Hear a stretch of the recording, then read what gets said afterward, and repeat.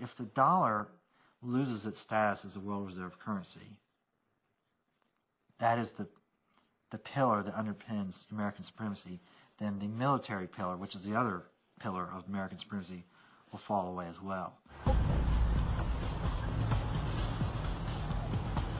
That supremacy is also reliant on the ordinary man and woman in the street continuing to buy in US dollars.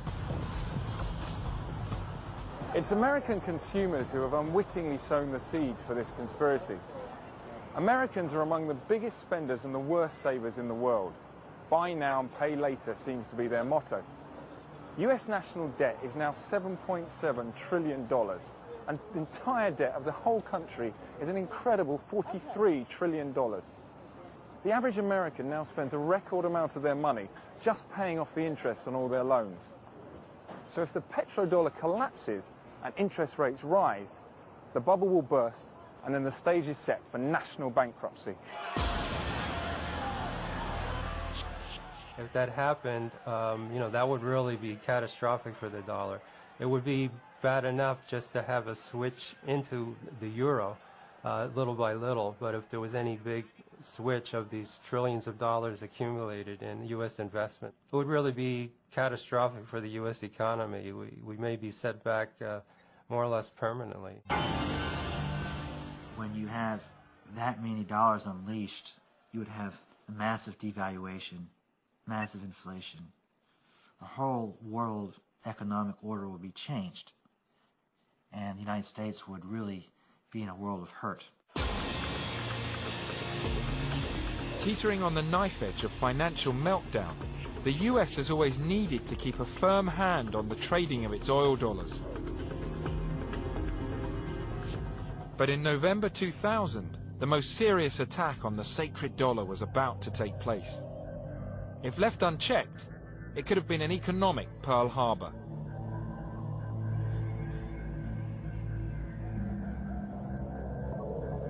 After years of struggling under crippling sanctions, Saddam Hussein decided to use the one WMD that no one had ever looked for or even thought about: the euro.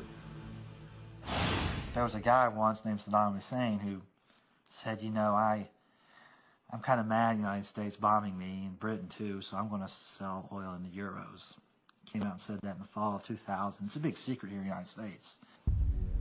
With the mighty dollar's position as the world #1 suddenly under threat, did a ripple of fear go through the Bush administration? From 2001 to the very beginning of the war, Iraq exported about 3.3 billion barrels of oil. We bought 2.5 of those billion. We bought 2/3 of the oil, but we had to pay in euros. We couldn't have the Federal Reserve. The Federal Reserve cannot print euros, so we have to sell GMs to Europe to get the euros, or whatever we sell to Europe for goods and services in order to get the euros to buy the oil from Iraq. So the petrodollar recycling system began to break down. So according to this theory, Saddam Hussein signed his own death warrant. President Bush had no choice if he wanted to save his country. He quickly placed Iraq on his list of axis of evil nations. And with invasion plans already in place, the inevitable soon happened. I think the decision by Saddam Hussein to go for a petro-euro was the last straw. They had to move because the economy was threatened. And this is what you need to look at: the whole aspect of Middle Eastern oil. The economies of Europe, the economies of the United States, and the economy of Britain were threatened by Saddam Hussein's decisions. With the Iraqi oil industry firmly under US control, there was just one final task left to do to complete the conspiracy and save the dollar.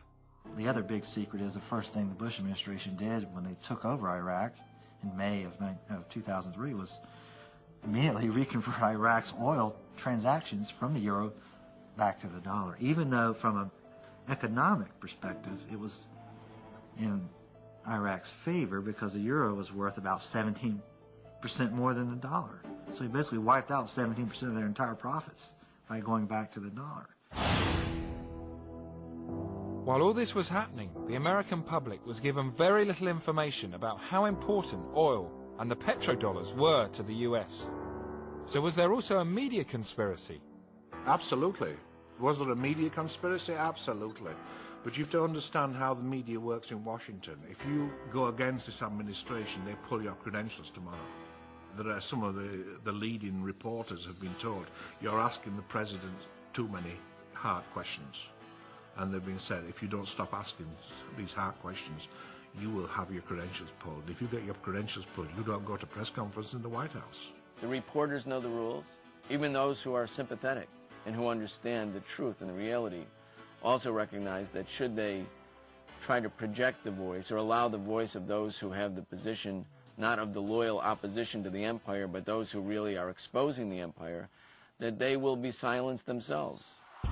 Re-elected for a second term of office, George W. Bush seems intent on staying in Iraq and keeping control of the country's oil.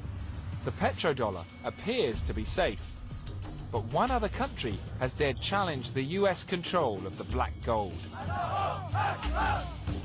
After years of denouncing America as the spawn of Satan, Iran has announced that in 2006 it will set up its own oil trading exchange that could threaten the exchanges of London and New York. Worse news for Bush and his all-conquering dollar is that Iran intends to invite all of the world's oil producers to trade their oil in euros. The same scenario that happened in Iraq is beginning to repeat itself.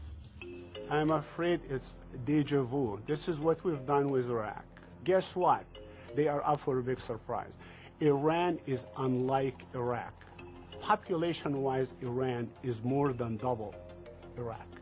As far as the terrain and the territory, it's a harsher country.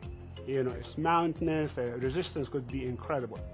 They were hoping that the invasion of Iraq would send a message to other countries that are contemplating going off the dollar standard. You know, that obviously hasn't worked out the way they intended it to. So it remains to be seen how far they're prepared to go in order to protect dollar hegemony. And the unthinkable is already starting to happen. Saudi Arabia, which has the world's largest oil reserves, is showing an interest in switching its oil trades into euros. If Saudi Arabia makes the switch to euros, all other oil-producing countries will follow suit. Is the US going to let this happen? Is America going to stand by and let countries switch to euros, so America then loses its place as the world's superpower and loses all the money it gets in petrodollars? And if not, how far is the US going to go to stay number one? We could look upon the invasion of Iraq as a good thing. On the other hand, we could look at the beginning of World War III. So there you have it. From WMDs to US dollars to securing global oil supplies, everyone seems to have a take on why we went to war. Now, according to the White House and Downing Street, the war was about freedom and democracy. But according to one explanation, an alternative theory, it was a huge conspiracy designed to secure nothing less than US global supremacy.